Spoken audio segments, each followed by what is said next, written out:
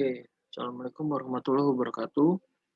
Eee, untuk pertemuan minggu ini, metodenya kita menggunakan, saya kirim video video materi, nanti untuk minggu depan baru kita mulai lagi tatap muka daring seperti biasanya ya. Nah, untuk materi kali ini, setelah UTS itu materi tentang model mind mapping. Dengan materi sebelumnya adalah, model rich picture ya, jadi mirip-mirip, cuman bedanya kalau mind mapping, bentuknya itu, lebih spesifik gitu. Jadi dia, eee, mem apa, sesuai dengan namanya, jadi kita, memetakan suatu masalah tapi bentuknya itu visualisasinya, kayak percabangan syaraf gitu, nanti ada bentuk khususnya ya, contohnya. Jadi mind mapping ini mulai dipopulerkan oleh Tony Buzan pada tahun 1970-an. Beberapa buku telah disusun Tony Buzan antara lain The Mind Map Book, Use Your Head, Make the Most of Your Mind, Use Your Perfect Memory, Use Both Sets of Your Brain. Mind mapping merupakan penggambaran cara berpikir dalam mendeskripsikan sistem dengan format jaringan saraf. Jadi ini spesifik visualnya gitu disebutin di sini poinnya itu formatnya jaringan saraf. Jadi ciri khasnya tuh dari bentuk modelnya ya. Kalau mind mapping menyerupai jaringan saraf. Apa itu mind map? Mind mapping adalah cara mencatat yang kreatif, efektif, dan memetakan pikiran-pikiran kita secara menarik, mudah, dan berdaya guna. Mind mapping adalah cara mengembangkan kegiatan berpikir ke segala arah, menangkap berbagai pikiran dalam berbagai sudut. Mind map mengembangkan cara berpikir kreatif. Mind map adalah cara termudah untuk menempatkan informasi ke dalam otak dan mengambil informasi itu ketika dibutuhkan. Nah, jadi modelnya seperti ini, ada simpul sama ada cabang, ya kan, seperti jaringan syaraf. Ini adalah spesifik model dari si mind mapping itu sendiri gitu, yang membedakan dengan model yang lain. Manfaat mind mapping untuk visualisasi, ya kan, pertukaran informasi, untuk mengorganisasikan, mereorganisasi dan menyaring pemikiran dan ide yang terkumpul, untuk menyusun analisa dan struktur informasi, untuk mengidentifikasikan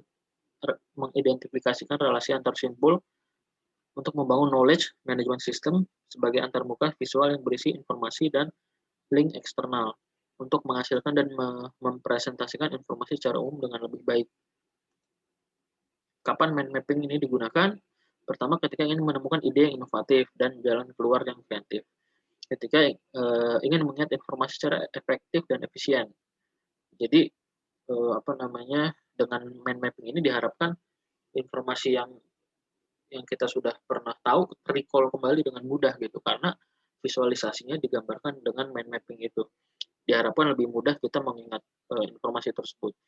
Ketika Anda ingin menetapkan sebuah tujuan dan langkah-langkah untuk mencapainya, ketika sedang berpikir untuk mengubah model gitu ya, atau menemukan model baru, dan juga ketika mengadakan rapat yang efisien dan lancar. Jadi kalau mau ngadain meeting gitu, yang efisien dan lancar, ini kita bisa pakai mind mapping. Jadi semua informasi itu yang berupa pemaparan, itu kalau dibikin mind map-nya, harusnya lebih mudah dipahami gitu. Jadi di sini, poinnya efisien dan lancar meeting yang diadakan.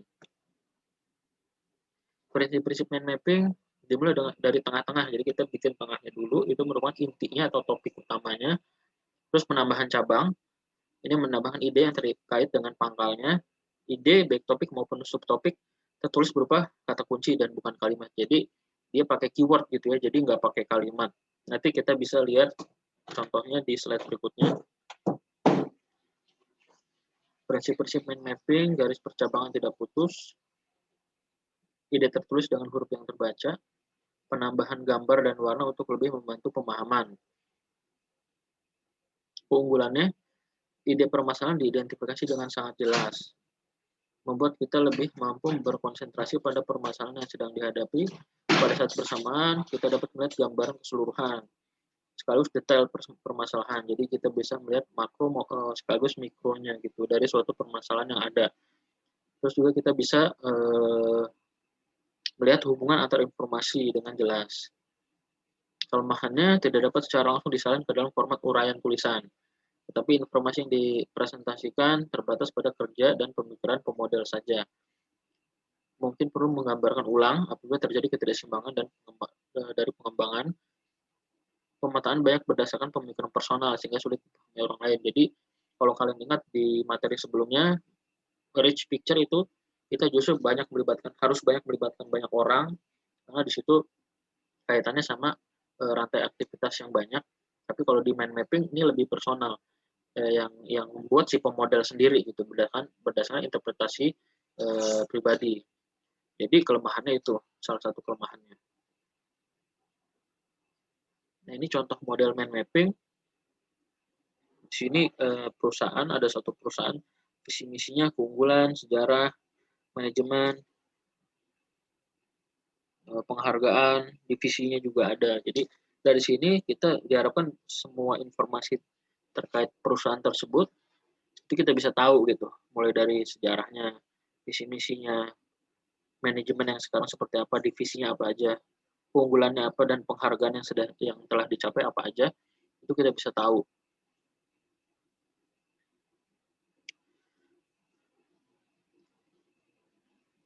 Jadi kalau kalian lihat di sini ada berupa kalimat juga. Ini untuk detailnya aja. Tapi kalau untuk cabang-cabangnya itu merupakan keywordnya, kata kuncinya kayak visi misi, keunggulan, penghargaan, divisi, manajemen, sejarah itu keywordnya aja. Sisanya itu detailnya. Contoh yang kedua, kita ngomongin quality management principle gitu ya. Supplier relationship, customer focus, leadership, decision making, continual improvement, people improvement, process approach, system approach. Dari sini nanti dicabangin lagi supplier relationship itu hubungannya apa aja, customer focus juga gitu, leadership, unity, environment, decision making, information data, aktual, analisis.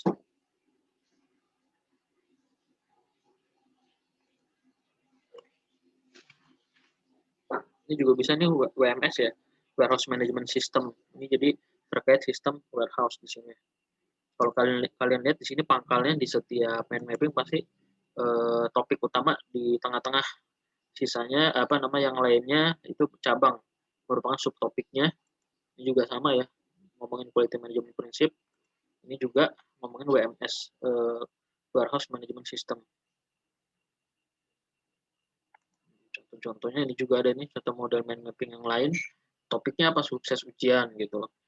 Nah, sukses ujian mulai dari pre-ujiannya harus ngapain aja gitu kan, motivasi segala macam, proses ujiannya, terus pasca ujian segala macam, ini bisa dilihat. Intinya sih tengah itu topik, terus percabangannya subtopik.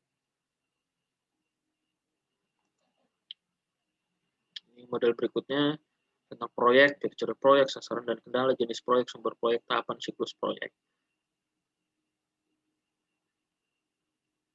Jadi diharapkan dari mind mapping ini kalian bisa paham gitu. Sumber proyek, rencana pemerintah, permintaan pasar, keinginan perusahaan, atau sifatnya berupa penelitian dan pengembangan. Jenis proyeknya apa aja? Engineering konstruksi, manufaktur, lead bank, manajemen, kapital. Sasaran dan kendala, anggaran, jadwal, mutu. Ciri-ciri proyek, tujuan khusus, temporer, non-rutin, biaya, mutu, dan jadwal tertentu. Tahapan siklus proyek, tahap konseptual, definisi proyek, implementasi fisik. Jadi informasi yang kita berikan itu harus tersampaikan dari model mind mapping ini. Ini contoh model mind mapping yang dikonversi dari suatu pemaparan masalah. Gitu ya. Jadi pemaparan masalahnya ini model mind mappingnya seperti ini. Di sini merupakan topiknya, subtopiknya dari cabang-cabang yang ada. Di sini juga bisa dibikin seperti ini. Topiknya tentang lubang ozon, subtopiknya green manufacture, energi alternatif, radiasi ultraviolet, gitu ya. Ini ngomongin lubang ozon tapi sampai ke lean manufacture nih. Kenapa bisa terjadi lubang ozon gitu? Ini kita bicara lean manufacture, apakah ada pemborosan gitu. Inovasi teknologi seperti apa, efisiensinya seperti apa. Jadi intinya model mind mapping ini kita gunakan ketika kita ingin meringkas suatu permasalahan dengan visualisasi yang spesifik. Dia tengahnya merupakan topik utama, terus cabangnya itu subtopiknya. Visualisasinya menyerupai ini ya apa jaringan syarat gitu. Itu model mind mapping, dan model mind mapping ini dibuat secara personal sehingga itu salah satu kelemahannya. Model mind mapping yang bagus itu ketika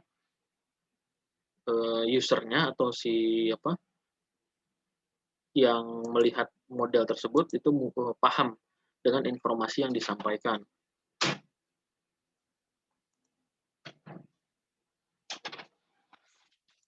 Bisa juga dibuat dari suatu pemaparan masalah kayak gini. Nah, dari sini bisa dibuat model mind mapping-nya.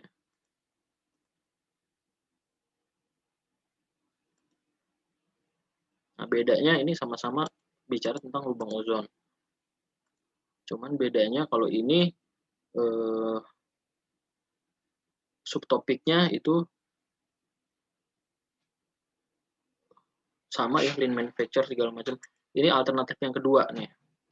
Nah, dari dua alternatif ini dilihat kira-kira informasi yang mudah tersampaikan itu pilihan yang mana gitu.